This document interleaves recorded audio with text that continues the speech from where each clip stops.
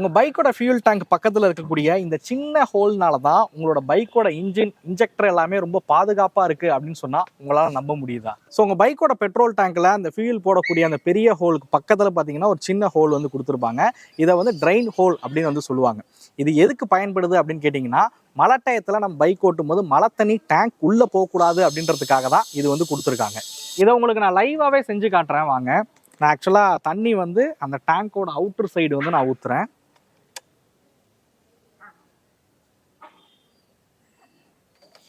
ஓகேங்களா? ஆனால் நீங்கள் இங்கே பார்க்கலாம் தண்ணி வந்து வெளியில் கொட்டுறது. மழை தண்ணி உங்கள் டேங்க்குள்ளே போணுச்சு அப்படின்னா அது உங்கள் ஃபியூலோட வந்து மிக்ஸ் ஆயிரும்.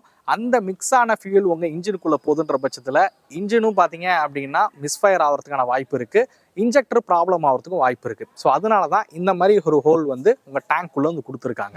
ஸோ நீங்கள் டேங்க் ஃபில் பண்ணும்போது எக்ஸஸாக இருக்கக்கூடிய ஃபியூலும் இது வழியாக தான் உங்களுக்கு வெளியில் வரும்.